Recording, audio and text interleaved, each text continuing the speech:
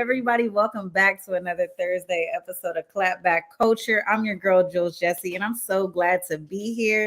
I see we got some people live. If you haven't already, please make sure to share that stream. Let somebody know that Clapback Culture is on, you guys. So, look, happy Friday Eve. It has been a very, very quick week, you guys, for me. At least it's been feeling like it's been going fast. What about you? You guys let me know in the comment section how you've been feeling. Glad to see you here. Glad to see you guys pulling up in the comments because guess what? I hate to do this show without y'all. You know, I like your feedback. I like all of that stuff, you guys. So listen, sit back, get your tea, get your drink, get your wine, something, get the popcorn together because we're going to dive in deep today. You feel me? John Jupiter, what's up, bro? I haven't seen you in a month of Sundays. Glad to have you back on the show. You always bring the comments, so please make sure pull up. I want to hear what you got to say later on in the show.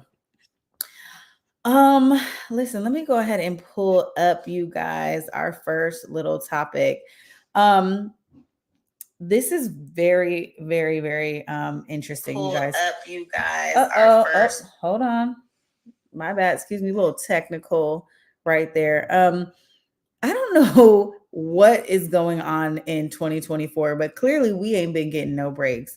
I saw this headline on social media where some Chiefs fans were found dead.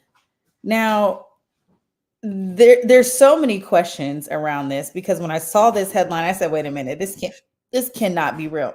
Excuse me. So, little bit of background story. There are 3 friends who were at another friend's house, and they were found 2 days later, frozen to death in the friend's backyard on this guy's property. The homeowner is basically saying, listen, I have no idea how they got back there. I saw them leave out. The 3 of them left together. But the 3 of them were discovered 2 days after the game in the homeowner's backyard, dead. We have a news report. I'm going to go ahead and play that. And then we're going to come back and figure out what the hell happened. Kansas City, Missouri, an unusual death investigation is currently underway after Kansas City Chiefs fans were found dead in a backyard following that big game Sunday night. CB Cotton takes a look at why the case is drawing national attention and raising a lot of questions. This is a cover-up. Something's wrong with the picture. Anger and frustration from the families of Ricky Johnson, David Harrington, and Clayton McGeeney. Earlier this month, all 3 men were hanging out at their friend Jordan Willis's home for football Sunday. 2 days later, all 3 were found dead in Willis's backyard, with Willis claiming he never noticed something was wrong. Man up. Now tell us what happened. He knows. He has to know. Willis's attorney says his client saw his friends leave through the front door and then went to bed. He slept most of the morning on Monday. He got up, and at some point he relocated to the bedroom. He got up on Tuesday morning. He works from home. He had no reason to go in the backyard. The victims' families and a 5th friend who'd also been inside the house that night aren't buying it. I'm furious. Everybody's furious. Nobody believes this story. I personally think they got drugged and were drug out the back door and put in the backyard. I want to know exactly what happened. While police have not made any arrest and don't suspect foul play, families also accuse Willis and his attorney of changing their story. Willis's attorney, however, says his client did nothing wrong. These are his buddies. Had he seen those guys out there, he would have gotten them help immediately. Willis has since moved out of the house. Victim autopsy reports and toxicology results are still pending. In New York, CB Cotton, Fox 32 Chicago. Smells like some foul play. I don't get it, you guys. Like, I don't understand how you can be with your friends and then there's a 48-hour window that you don't know what happened to them. So here's the thing, and I'm glad John Jupiter, was Willis a Bills fan? Listen, that is very interesting to know, because was there some rivalry? Did these guys lose a bet? That, some people on social media are alleging that. So that, I think that is a theory they do absolutely need to look into. I'm going to bring Rado into our show pretty soon to see if he wants to tap in and talk a little bit about this, you guys. But where do you guys stand on this issue? Because my thing is this: you have a party, your friends go home that night, it's Sunday night, Monday morning you wake up, the attorney of the homeowner is alleging that this guy slept most of the day on Monday. Okay, let's say you had a hangover. Okay, you might sleep the rest of the day on Monday. But on Tuesday, you're going to get up and start getting back to it. Now, the idea of like, well, he didn't have any reason to go in the backyard. You guys let me know. I feel like I go into my backyard every day. Like, you're at least going to look back out there. So I don't know. I mean, this just doesn't seem as simple as they're trying to make it seem. Let's go ahead and bring Rado in. Rado, what's up? What's up? Welcome to What's up, people? How y'all doing out there? Listen, I don't know if you got a chance to listen in, but we're talking about 3 friends, okay, that were found dead, frozen in the backyard after being at the friend's house watching a football game under mysterious circumstances. They're still awaiting the autopsy results, the toxicology results, to understand what happened to these guys. The homeowner has not been arrested. Were they white? Come on. Come on. Come on. All 4 of them. Sound like beer games to me. Sound like white boys getting drunk and playing stupid beer games, man. Are you serious? This is serious. I mean, because it's not on the East Coast. This is somewhere in North Dakota, South Dakota, Wisconsin. Where's this? Oh, John, come through with that investigative personality, sir. Because guess what? I did not think about this, but if you wake up, you're still going to notice your friends' cars are outside. They didn't come together. Absolutely. So you're definitely going to be curious about it. And at what point do you have people over at your house that you're not texting them that night to say, hey, did you get home safe? Or even the next day, like, man, we had a time last night. So how many days lapse? 2 days. No way. 2 days. Ooh, with friends like that, who needs enemies? Thank you, Tori. Hey, come through, Tori. Man, we got Healing Broken Wings saying too much drinking and drugs and stupidity.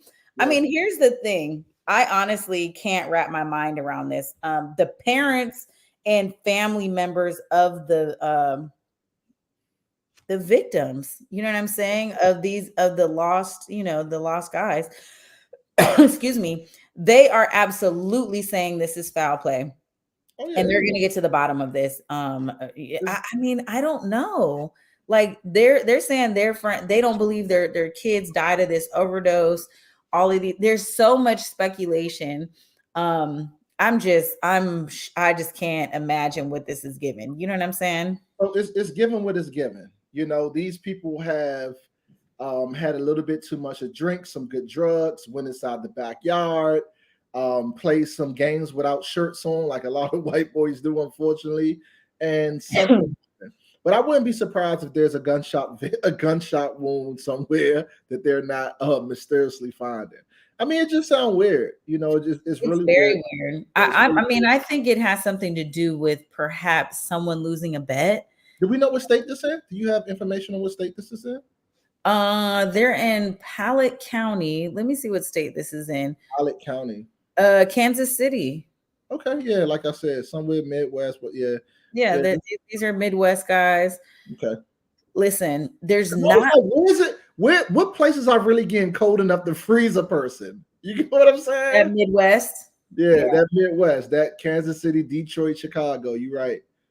It was funny because Chicago showed, I'm not sure if anybody's seen this, but Chicago had this thing going on Instagram when it was showing their rivers frozen. So their rivers was moving and it was frozen. So it's very, very hard for a current to freeze, right? I saw that. Moving water is almost impossible for it to freeze, unless it's like Antarctica or something. But the water is so cold it froze. Just kind of want to break it up. Big shout out to Krishan. She moved back in with Blueface, even though Blueface is locked up. just wanted to shout out some mess. Hold on, wait a minute. I was gonna put that on the show, but I said, listen, I can't bring. I know. I know it wasn't room for the pilot. I just wanted to throw some mess in there, just to break things up. Shout out to you, Krishan. You done got all the tattoos removed. You said, hey, you hate this guy. You are no longer co-parenting. He's all these things, and he's incarcerated for the next 6 months. But you made it your business to move back in with this man. So we're just waiting for all this toxicity to just continue for the next 6 months. And thank you for giving us content for this show. That's all. Thank you. Speaking of Krishan, you guys, and I don't have an overlay for this, but speaking of Krishan, they being Black Twitter, being the internet, being the Shade Room and Neighborhood Talk, and all of our friends at the blogs, you guys, they are ripping her apart. And it's like, there's hashtag cancel Krishan. People are really feeling some type of way that she is supporting her baby dad in this situation. She's going back saying, I love him, this, that, and the third. Like, it's giving a whole thing. So, I don't know. I don't know if I've seen this. I mean, Tina and Turner and Ike never broke up. I mean, they fought a lot, but they was kind of like together. They have the guy went in and they completely split. She went her separate way. She got the tattoos removed. She became active with a new partner. Blueface proposed to his actual first children's mom. Who is now dating a woman. Thank you. Y'all give us a job out here. Thank you for being messy, man. Y'all giving us a job out here, man. And this is what I'm not understanding, women. And okay, I always have to give, I always have to slow down a little bit when I talk about this, right? Or when I talk about these different things. But let me just say this. Women, why do you leave men to be with women that resemble and look like men? There's no way I can answer that because I don't date women. Women leave men and say that they're toxic and they're no longer attracted to men, but they date women that look like men. Let's go to the next topic. We could be on this all day. What you got for us next, Jules? Listen, I think I'll go ahead and jump. Well, actually, I know you like to talk about race, so I'm gonna bring you a little bit of racism tonight. You know what I'm saying? You love this. Don't do that. Don't do that. Black power. So we have a little bit of mess right here, you guys. This is crazy. So there is a principal that got caught on audio. Wow. Oh my goodness. You heard that tape? Oh my goodness. Okay. Do you want to tee us in? Okay, guys. So I am going to let Jules give the specifics because I cannot think of what state, county. It's out of Baltimore. So okay, I'll give the lead. Stop what you're doing. This wasn't in Baltimore. Baltimore Dude, County. This was not in a Black county. No, it wasn't. Baltimore City, Maryland. Thank you. Okay, guys. So let me tell y'all this thing. Okay, so we have this story, right, of this white principal, white administration, white principal, and mostly white assistant principal, and they are upset at the students, and they don't know they're being recorded, and they are going the F in, and they're talking about the kids. They're talking about these Black teachers. These Black teachers, these Black kids can't even pass a reading exam, they're going all the way in, and it's just so messy, and it just shows the inequality, right, and the racism that we still have, not only on the surface but in school with our children. So do you have a clip for this? I hope you have a clip. I have the clip. So you guys listen. We don't subscribe to anything that they're talking about in this. So, you know, this ain't got nothing to do with us, but we're going to play at the tape. Here we go. You're me and only me. You know, I seriously don't understand why I have to constantly put up with these dumbasses here every day. Between these ungrateful black kids who can't test their way out of a paper bag, or these teachers who don't get it, how hard is it to get these students to meet their grade level expectations? Lawrence and Ravenel should have never been hired. And don't let me get started on DJ. I'm going to drag his black ass out of here one way or another. I'm going to get something to stick. I'm just so sick of the inadequacies of these people. And if I have to get one more complaint from one more Jew in this community, I'm going to join the other side. Kathy, I'm done. Kathy, he's done. He's done with the last comment. So blacks, we don't defend each other. You know, we come in and we rant and we throw these temper tantrums, but he's done. He's all the way done. Once you're missing the Jews, you're done. As a matter of fact, just for saying the word Jew, I actually apologize to the Jews. Because it's that serious. When you can cancel Kanye West, you know it's serious. So you got these white teachers up in Baltimore, right? Coming out, basically wanting to say nigga so bad. They wanted to say nigga so bad. Excuse me. This is still a family show. Yeah, they wanted to say the N-word so much, but they didn't have that. They just, it must have been someone around, right? But they came out so aggressive, man. And I hate it because what we don't understand is that if there was a camera set up in other homes and around other instances with white individuals, you'll see a lot of this.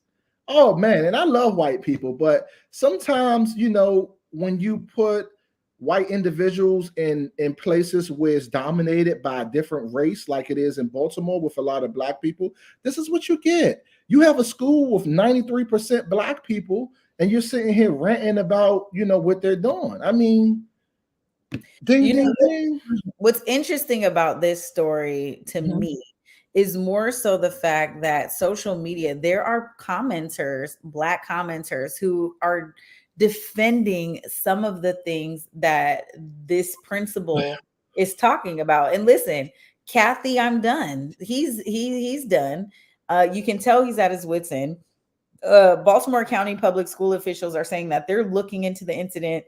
They're opening an investigation. The superintendent released a statement this week saying that, you know, these are deeply disturbing and they don't reflect the core values of our school system, et cetera, et cetera. But to your point, Rodney, you're right. Like, when you think about Baltimore County is synonymous with people of color, black people.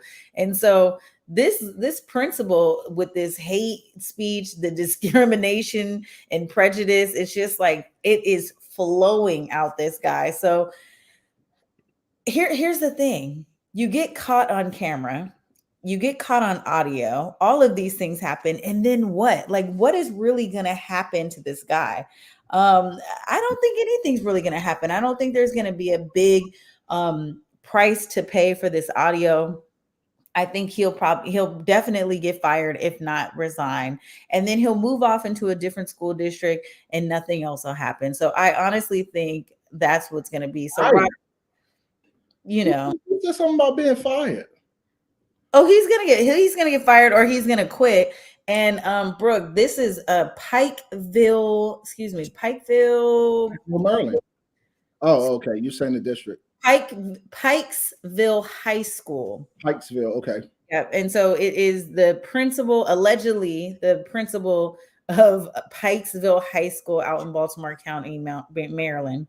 This is a hotmess.com, you guys. Hot mess. And John Jupiter, you're right. This is the best point out of the audio. He said, "I will find something to stick." Ain't that about something? You know you're mad when you just trying to make something up and find something to stick. Okay. So this is crazy. I still cannot figure out who recorded the conversation. A mixed teacher. Somebody presenting white. A good old mulatto. That's half and half, you know. But But no, I will say this. So there are a lot of Caucasians who really don't agree with racism. Shout out to the small sprinkle that did help us out back in those days when we were finding our way through the Underground Railroad, so to speak. Oh my God. You do have those individuals, man, that want equality, that really doesn't like toxic, racist, old school Caucasians. And that's who recorded, man. And shout out to you, because there's no place in the school district for that. There's no place in the world for that. And at some point, we have to come together and understand that we're only hurting each other. Unity is something that we need. We're at a point where we're seeing so much violence, and we're like, why is everybody so violent? Why is this happening in our city? Ding, ding, ding, ding, ding. It's happening in your city because of instances like this. Yeah, definitely. Well, we will focus on this story and let you guys know what to expect. I mean, this is one of those things that we're not going to let die silently. So no, we'll see what happens. No, y'all want to say that N word so bad, but look, not even across this thing, but I'm not sure if you guys seen this too earlier today. There's a story about a young Black guy who has braids in his hair in Texas, and you guys know this been happening for the last couple of months. Huh?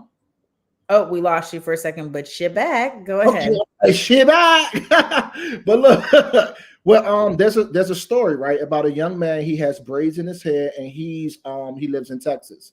He's in high school. This story has been circulating for the last few months, and he has been expelled from school due to his braids. Well, what has happened now is that not only is the state supporting it, but Black officials and other people all around is supporting this thing. Not sure if Lucy's seen this story, but it's just something that I wanted to add because I know we'll be talking about it next week. Yeah, definitely. It's funny because I was going to bring that in. He actually received a court date. So he got a date to go to court. Good. I'll pull up the particulars while we're on break. Isn't that sad though? In today's day and time, people are still caught up on things that we can't control. Yeah. So this is a Texas student, excuse me. And it's his case against the school district over the length of his locks. That was the, kind of like the issue there. A judge officially set the date for this young man. He's going to court, and the reason that the school suspended him is because his locks violated the dress code. So apparently the school has like a very strict policy on hair length. I do believe he went to a private school. So nevertheless, he's seeing this all the way to court. The fact that he has a court case is a big deal because it means that he has probable cause for this case. So I am interested to see what is going to happen here. Meanwhile, very interested to see suspended from school and he can't return to class. Yeah. So he is going. He's a great student, so it's just a sad story. But I just wanted to say that I kind of wanted to bring that in and shed some light on that. Yeah. Let's go to the next one. But look, you guys know we got to take our breaks. We're going to take a quick break. When we come back, I want to talk about Tori Hart. She's keeping that last name. Oh, she wants to keep it. Yeah, stay tuned. We're going to be right back. You're watching Clapback Culture. See you.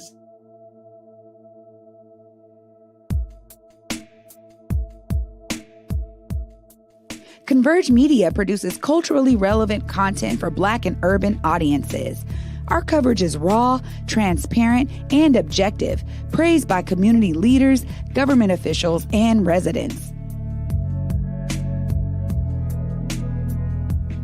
Support Converge Media today via Venmo, Cash App, or PayPal at Converge Media.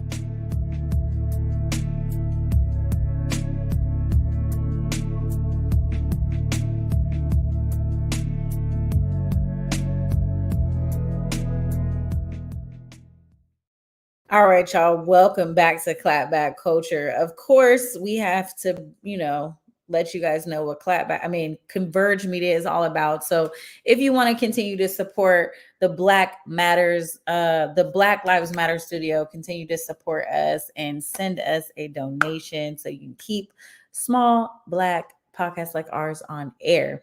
I'm gonna bring Rado back in. Rado. I like that, because now on we gotta get some more sponsorships. So for now on, I will be having something from Coca-Cola, Sprite, Dole juice, orange juice, Hennessy.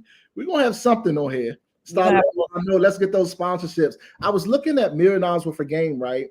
And it's funny because they have a sponsorship with Amsterdam. And Amsterdam was a liquor that was very popular here in Washington, D.C. in the early 2000s. And it's funny because he'll be talking like this and he'll be just going on. He'll be like, oh, and just to let you know, Amsterdam is a very good cool vodka. It goes good in orange juice. It goes good in soda. So we're looking to do that. All the companies that's watching Clapback, please allow us to be your spokesmen and spokeswomen because we already ready. Go ahead, Lucy. Give us something for Coca-Cola. Well, actually, I don't want to give anything for Coca-Cola because they ain't paying us yet, but I do love you, Coca-Cola. It has been a long history of me working with Coca-Cola back in the day. Shout out to Big O, Omari Salisbury, if you're watching, for bringing me in to work with Coca-Cola International, the global brand, Open Happiness campaign back in Tanzania all these years ago. But listen, that's why I hate you. Because you've actually worked with these brands, right? You've actually represented Coca-Cola, Hennessy, Sprite, and all these things. I haven't. So now what I'm saying is throw it back to me, and I'm going to show you what I'll say. Okay, what you want me to be? Give me Don Julio. Okay, Don Julio. What do you? Don Julio, we love you. Everybody in the city love your refreshing drink. You can drink it with Everfresh lime juice. You can drink it with Sprite. I love it in a margarita. I love it in a mojito. However it come. Don Julio, we love you. Give us that sponsorship. Well, listen, I was going to talk about Torrey Hart, but we might as well move right into Angel Reese because it ties into sponsorship. Okay. Listen, the LSU women's basketball star Angel Reese had a really special present to pump up her teammates before their game on Thursday night. And listen, she had something special for her teammates and her coaches. This is all a part of her NIL partnership with Beats by Dre. We have the clip. Listen, this is the kind of teammate I want to have. Let's watch it. Get paid. Come on. Hey guys, so I decided. Hold on. I got to pull this out. Hold on. And it's not the first time she did it, y'all. Angela Reese, every time she gets something, she bless her teammates. This time she blessed the teammates and the coaches. Watch their response. Hey guys, so I decided that I'm going to surprise my teammates and my coaches with a new pair of Beats for our big game tomorrow. We're super excited and we're locked in, so I'm going to keep everybody locked in and let's go surprise them. Okay, so with our big game tomorrow and just keeping us focused, staying together as a team. Talent wins games, but teamwork wins championships. So here's something to keep us all locked in to push forward for the rest of the season, one game at a time.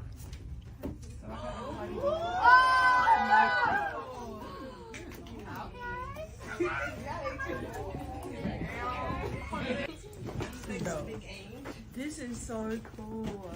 Oh my god. I got coaches too.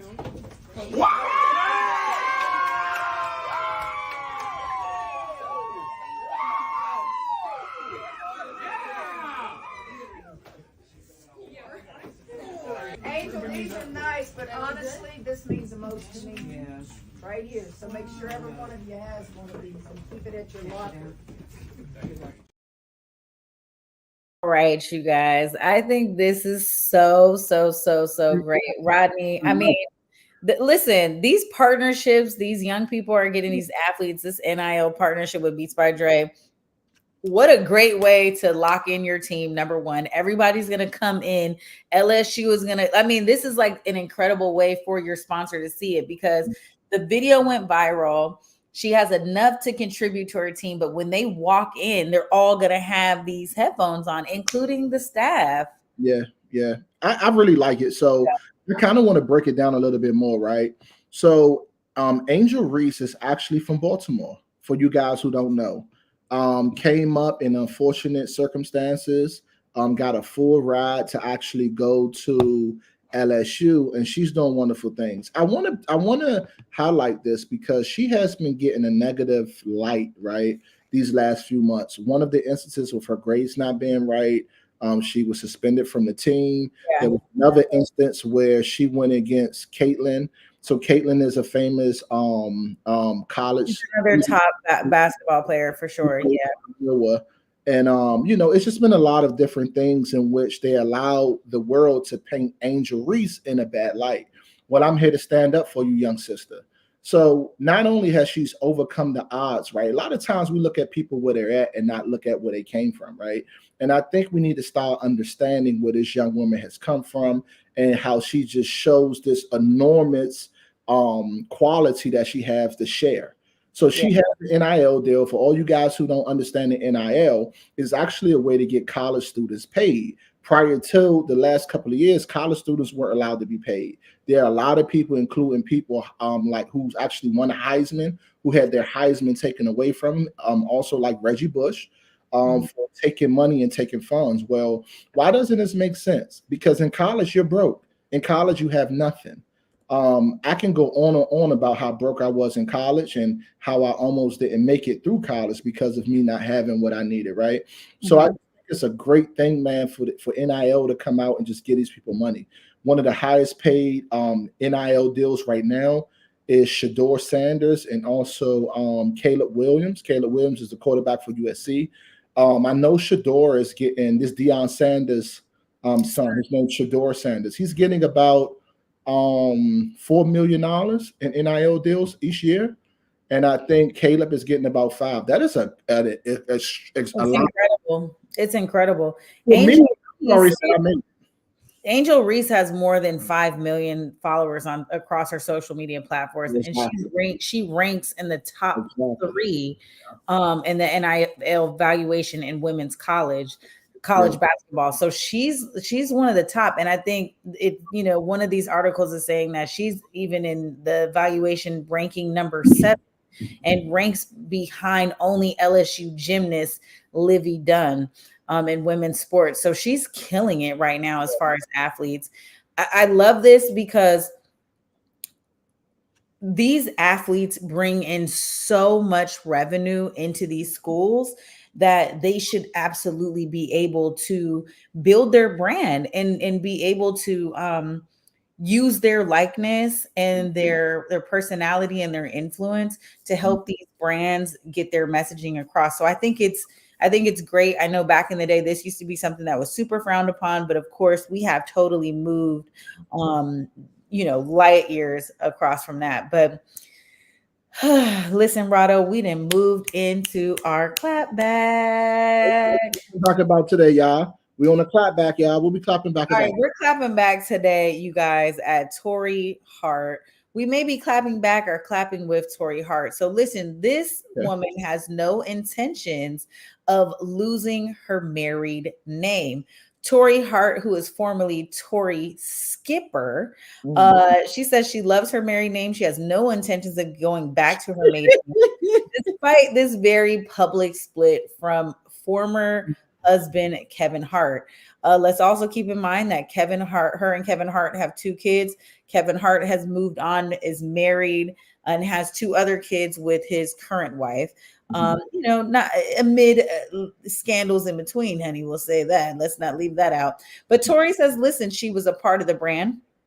She is a part of why the Hart name is the Hart name, and she doesn't want to leave it. And guess what? She don't like Skipper. She thinks Tori Hart sounds better. So I bring this to you, ladies and gentlemen, the audience, those that are watching. What do you guys think? Should you be keeping your married name after divorce? What do we think? I don't like it. I hate it, actually. Me and you were actually watching a show, Married at First Sight, and the woman wanted to keep her last name, right? So one of the things that I don't like about what she said is how she helped make him. That's one of the things that kind of make me feel uncomfortable. Kevin Hart was in comedy before her. Now, I understand that behind every great man is a great woman, and I agree with that quote. I agree with everything about it. But what also has to be known is that a person have to put the work in. So as much as she wants to take credit for his success, she wouldn't have taken credit for his demise, and she never has. Anytime something happens with Kevin Hart that's negative, it's on Kevin Hart. But now that Kevin Hart has been successful, it's on her. And that's the problem, that I will continue to have a problem with that instance, because had not Kevin Hart applied himself to be a great comic on the stage, there wouldn't have been there wouldn't have been, you know, the success that he had. Kevin Hart's success has 10, 20, 30, 100 fold since he has been a split from her. And I'm not saying because anything had to do with her has been toxic. I'm only saying that because he's a professional. He's loved the work that he's done. And as a result, he have reaped the benefit of his hard work. Yeah. Now, my thing is, it's so sad. But and this, I want to talk to all the women that's on my live, and I want to talk to all the women that are watching this show right now. And this is a very fair question I'm going to ask all of you right now. Okay, we are talking right now about Kevin Hart's ex not wanting to give her go back to her maiden name. So she doesn't want to go back to her maiden name. And let's say this, guys. If the shoe was on, and I'm talking to all the women, and I need you guys to be honest. If Kevin Hart's wife swap roles with Kevin Hart, and she was very successful, and she split up the marriage and left Kevin Hart, do you think she'll still be wanting Kevin Hart to get a piece of what she got? So what I'm saying is reverse the roles. Okay. Okay, and you split, and now she is your Angela Jolie. Okay, she's the Angela Jolie. She is. I'm trying to think of a situation like this as far as where the woman was the Tina Turner was the one that was. I can't really say that because it's a lot different. He wasn't in the gym like Ike. Ike did. Ike taught Tina. Tina came with her voice. But Ike shaped her voice. Ike put her in a performance, in the spotlight. Ike did everything for Tina. It doesn't mean he deserved to hit her and do the stuff that he did or been controlling. But she did not have a role in Kevin Hart's career like Ike. Like, we can't do that. Well, here's what I'll say about the matter. And this is just my take on it, you guys. I think that Tori Hart, in this instant, I think she's obviously keeping the name for the correct reasons. And that's because she also understands the value of the Hart name. She is a Hart. She's legally a Hart. And there's nowhere in the book, in the policy, that says she has to return back to her maiden name. And to be quite frank, why would she ever give up the Hart name when she's created her own brand around the Hart name? Like, she is Tori Hart because of Kevin Hart. Kevin Hart has a net worth of $450 million. I don't care who you are, your ex-wife, your ex-husband. If you are that high valued, you would be a fool to release that name. So she's being honest about this. And she's saying, listen, why would I go back to Skipper? I have built my entire brand around this name. And, you know, she is throwing it in there. And I was there from the beginning. And so we don't know if she was really shooting in the gym with Kevin Hart, but she was his ex-wife. I mean, they did start somewhere, and whether or not she did enough work to stick around, they didn't work out, but they do have 2 kids together. They carry the Hart name. I understand where she's going with this because she's still within the same industry. If Tori Hart was not in the entertainment industry, she probably would go back to Skipper. But guess what? Tori Skipper versus Tori Hart. Tori Hart does sound better. It sounds like a way better entertainment name. She's going to get brand recognition when she goes on different, she's also acting. So when she goes on different, not, what do they call it? Not interviews, but when auditions, when she's going to different auditions, she needs to carry that Hart name. Why would she go back to Tori Skipper? It doesn't make any sense. City Girls up another point. Let's get it. Yeah, City Girls are up another point because it's definitely all about the money. Because Yeah, hell yeah, it's about the money. And she's not faking it. Yeah, she's not. Had Kevin Hart would have went broke or anything like that, she wouldn't want no part of him. If something was a slander on his name. So this is my problem, right? Oh, but hold on. You know who, but you know why I say that's not true? Because R. Kelly's ex-wife still makes herself synonymous with R. Kelly despite him being in prison. R. Kelly is rich. What are you talking about? And that's what I'm saying. But I'm saying if we're talking, well, R. Kelly is broke now, right? He's not broke. Kelly is broke. He's not broke. What is he? R. Kelly receives money every day off every song that he gets. He's not broke. He might be what we call broke, but he's still a millionaire.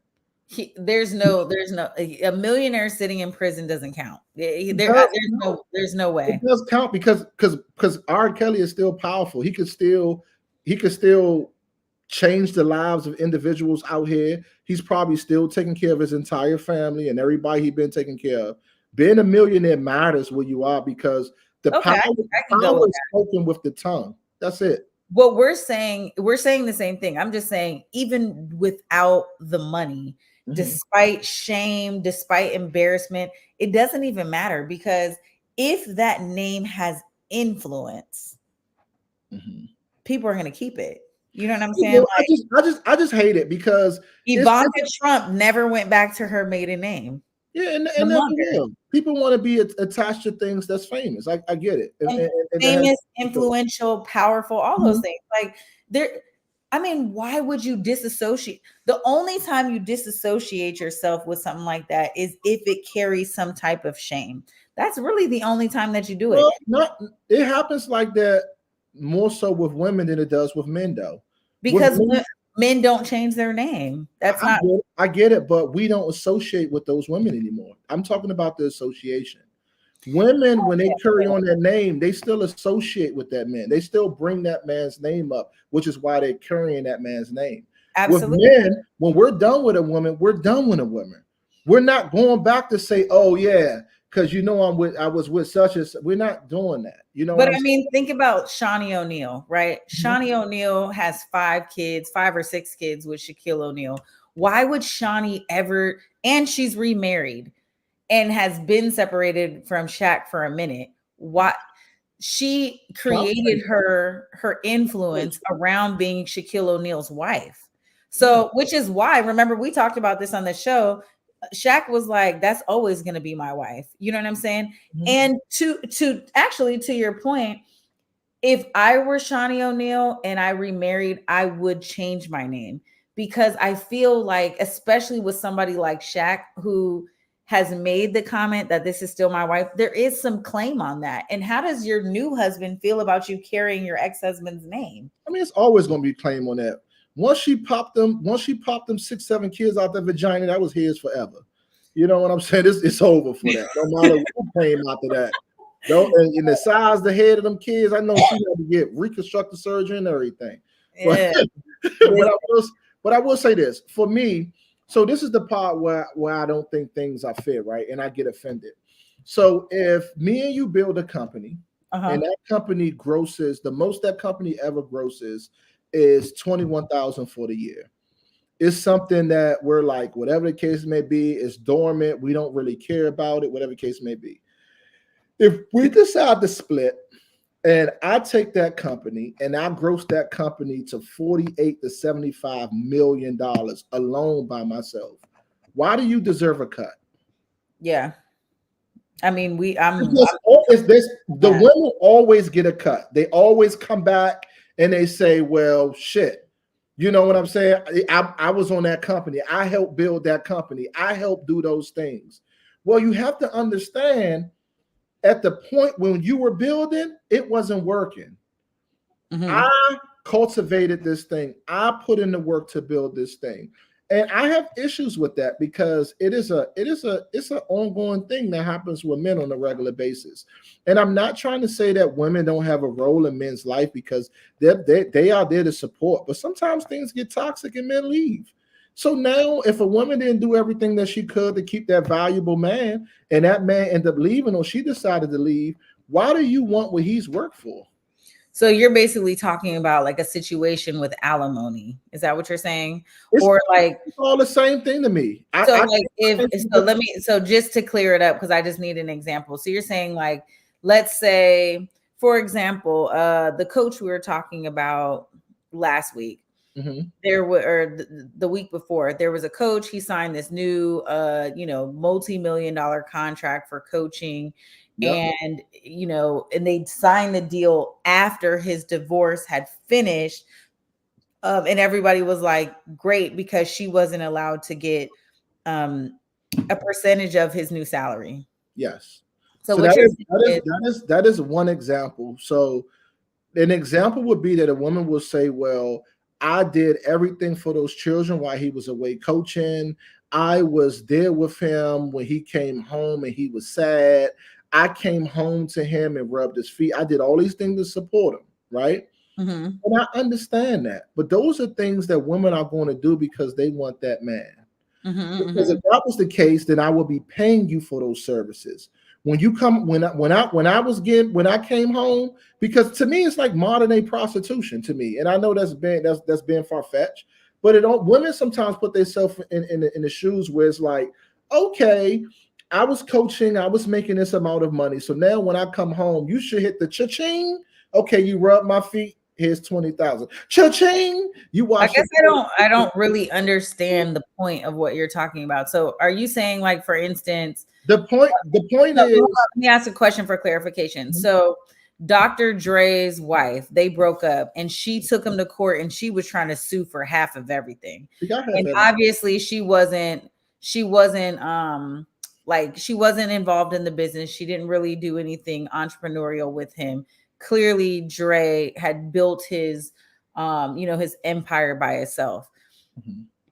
But legally she was his wife. And so she was basically saying she wants to remain in a certain lifestyle. And so he should continue to pay for her lifestyle despite them being separated. Are you saying that you have issue with that? I have very much so issue with that. And while you're giving one example that was a good example, my argument is that rarely do you ever see this happening on the other side. Men.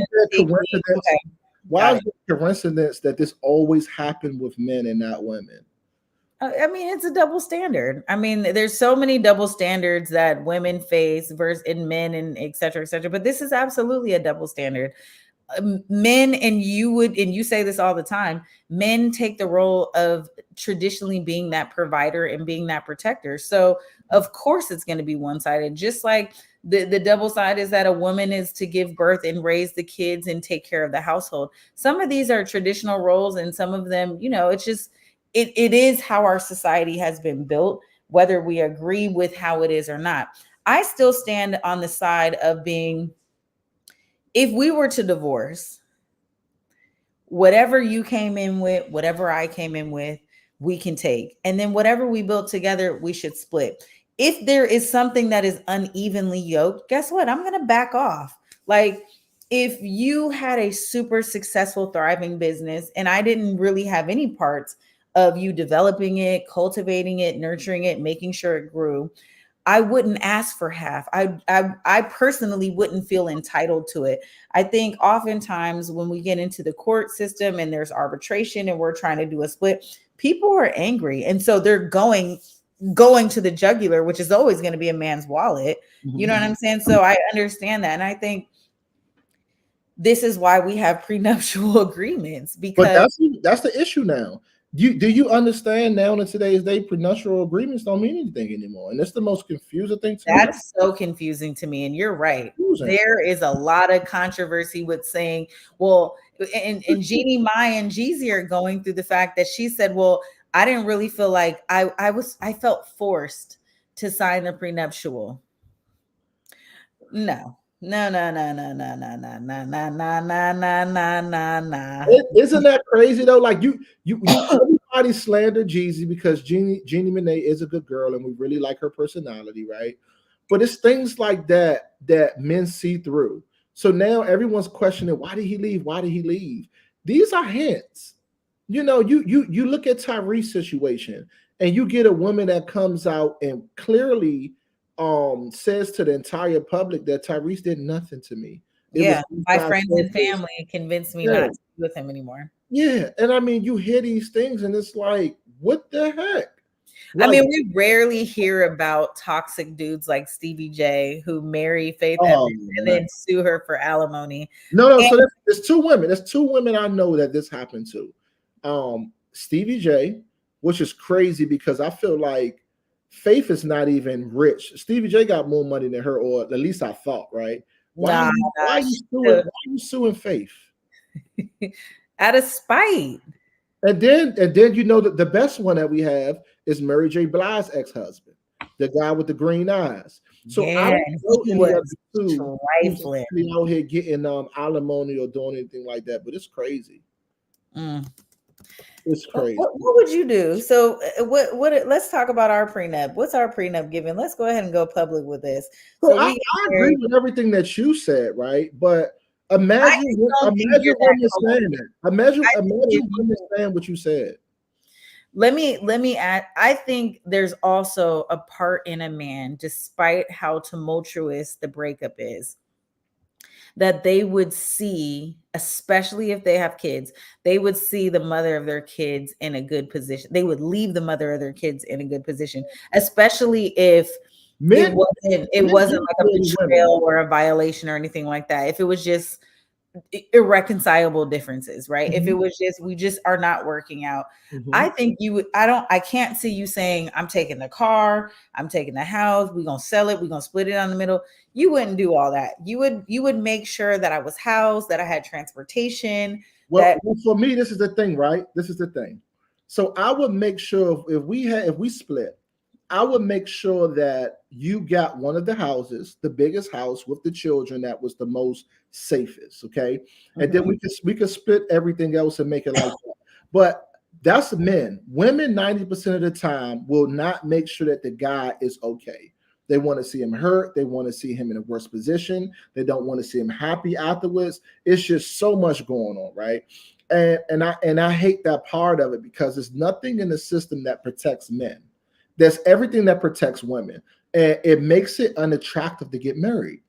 And this is why I say that. When a man leaves a marriage, he doesn't need anything. All he needs is his sanity. And he comes in with a lot, or he comes in with something, and he leaves most of the time with nothing. Let me tell you why women benefit the most, okay?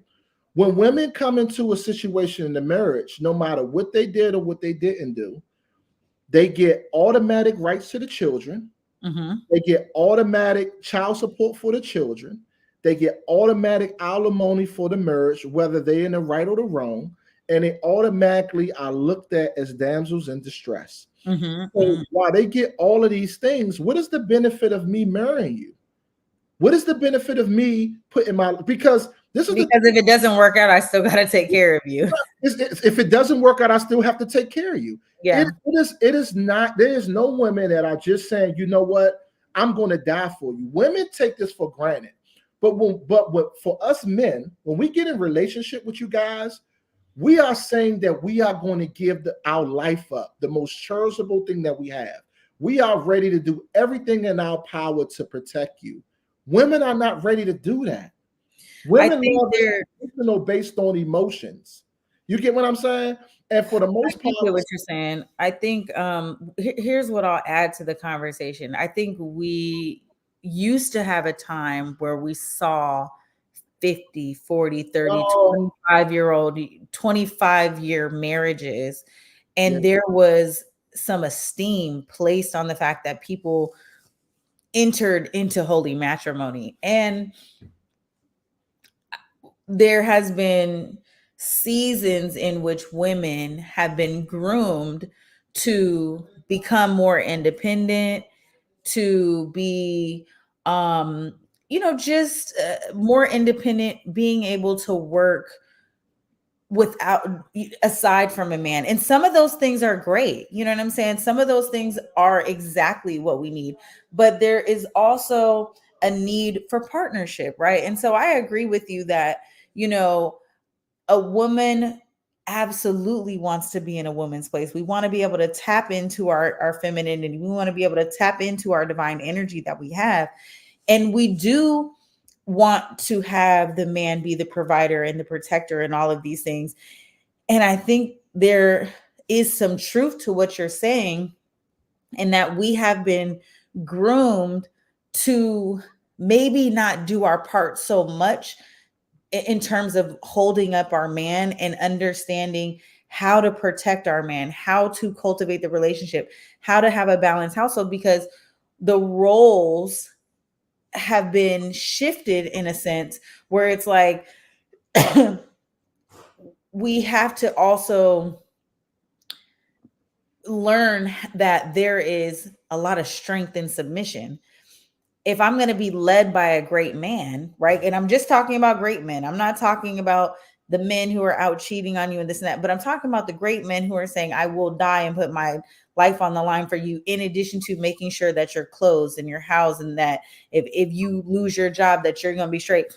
All of these things come with the responsibility of the woman to say, I'm going to make sure that you're good so that you can live up to this expectation. And that's kind of lost. Like, those lessons, I do believe, are lost and have been lost on us, because we are now being more trained to be more independent and things of that nature.